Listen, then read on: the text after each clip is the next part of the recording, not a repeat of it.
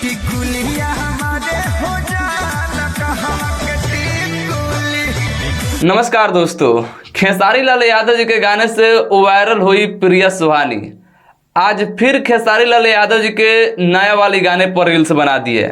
दोस्तों, आजकल खेसारी लाल यादव जी के जितना भी नया गाना आ रहा है उन सब गानों पर लगातार प्रिया सुहानी रील्स बना रही है।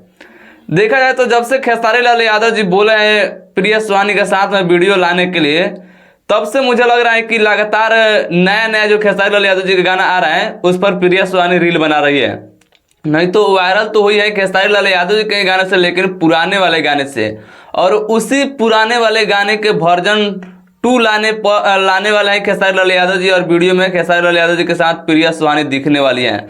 तो प्रिया सुहानी के साथ में अभी खेसारी लाल यादव जी अपने नए वीडियो का शूटिंग नहीं कर रहे हैं। अभी लगातार दूसरे हीरोइन के साथ में दिल्ली में शूटिंग कर रहे हैं। हो सकता है कि प्रिया सुहानी के साथ में स्पेशल खेसारी लाल यादव जी उस गाने का शूटिंग करेंगे।